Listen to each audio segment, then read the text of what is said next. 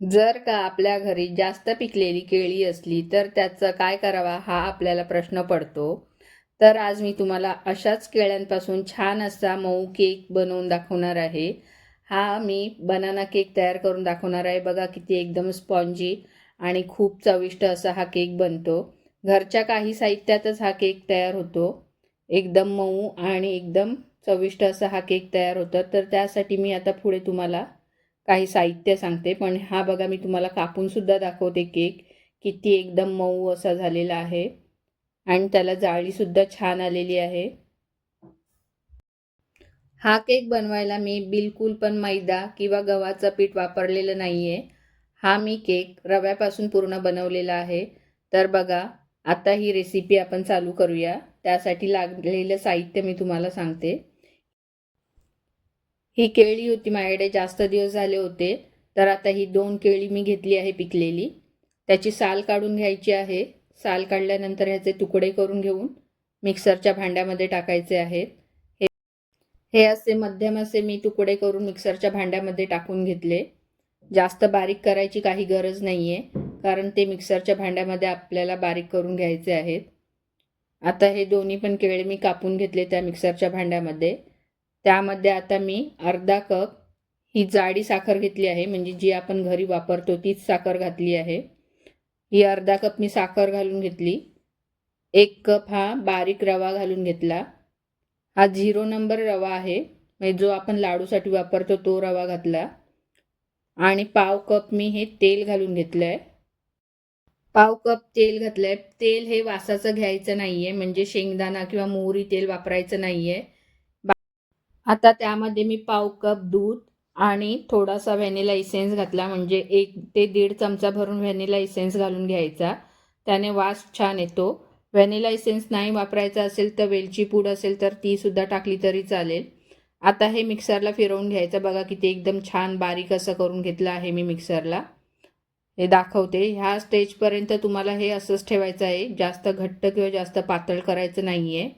आता त्यामध्ये पुन्हा 1 ते 2 चमचे मी दूध घालून घेतलं आणि पुढे त्यामध्ये 1 टीस्पून बेकिंग पावडर आणि अर्धा टीस्पून बेकिंग सोडा घालून घ्यायचा आहे. बेकिंग पावडर आणि बेकिंग सोडा टाकल्यानंतर फक्त आपल्याला 1 फेरा मिक्सरला फिरवून आणायचा आहे, म्हणजे बेकिंग पावडर आणि बेकिंग सोडा हे छान असं फुलून येईल त्यामध्ये. बघा, हे बॅटर छान आपलं फुललेलं आहे, म्हणजे सोडा आणि बेकिंग पावडर चांगली आपली त्यामध्ये मिक्स झालेली आहे.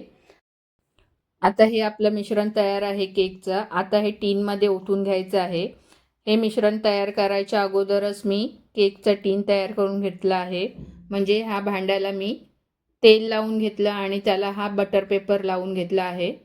आणि आता हे मिश्रण लगेचच त्यामध्ये ओतून घ्यायचं आहे, म्हणजे जास्त वेळ आपल्याला हे ठेवायचं नाही आहे. जास्त वेळ हे बाहेर ठेवलं तर केक आपला चांगला फुलणार नाही, म्हणजे अशी त्याला जाळी वगैरे काही येणार नाही, एकदम असं चपट होऊन जाईल.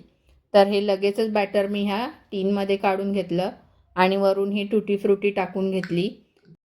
जर का तुम्हाला आवडत असेल तरच टुटी फ्रुटी टाका, नाही टाकली तरीसुद्धा चालेल. केक खूप छान बनतो. आता ही आमच्याकडे आवडते म्हणून मी ही वरून घालून घेतली टुटी फ्रुटी.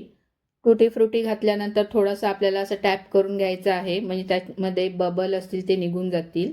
आता हे सर्व आपलं केकचं बॅटर तयार होईपर्यंत असा बेक करण्यासाठी जाड असा तवा ठेवला. त्यावरती हे स्टँड ठेवून मी वरती पुन्हा झाकून ठेवणार आहे, म्हणजे पहिला आपल्याला हे प्रीहीट करून घ्यायचं आहे. आता त्यावरती मी पुन्हा कढई ठेवली. तुम्ही कढईमध्ये ठेवलात तरीसुद्धा चालेल. आता हे 30 ते 35 मिनटं आपल्याला केक बेक करून घ्यायचा आहे. केक छान बेक झाला आहे. 35 मिनटानंतर मी झाकण काढून घेतलं. बघा किती छान असा कलरसुद्धा आला आहे आणि फुललासुद्धा छान आहे.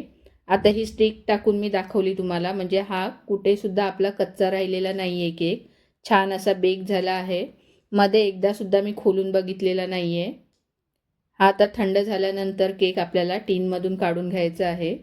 तर हा थंड झाला छान असा केक. बघा, सुरीने साईडच्या कटा आहेत त्या काढून घ्यायच्या, म्हणजे केक चांगला असा अख्खाच्या अख्खा येतो. केक अर्धा तास तरी आपल्याला छान असा थंड व्हायला ठेवायचा आहे. गरम गरम जर का आपण केक काढायला गेलो तर त्याचा चुरा होतो. आणि हा बघा पूर्ण थंड झालेला आहे केक आणि मी फिरवून घेतला बघा, अजिबात सुद्धा कुठे चिकटलेला नाही आहे भांड्याला किंवा जास्त करपलेला सुद्धा नाही आहे. आता हा बटर पेपर आहे तो मी काढून घेते.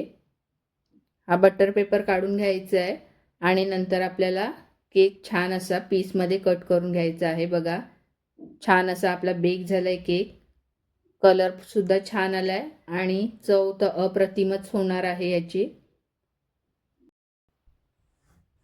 तर तयार झाला आहे बघा आपला बनाना केक.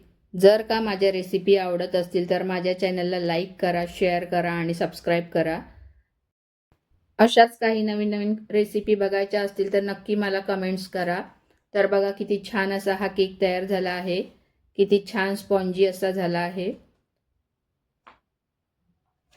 तर हा मी कट करून तुम्हाला केक दाखवला, किती त्याला सुंदर अशी जाळीसुद्धा आली आहे आणि एकदम सॉफ्ट असा केक तयार होतो.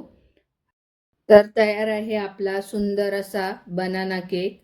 नक्की तुम्ही सुद्धा ट्राय करा. धन्यवाद.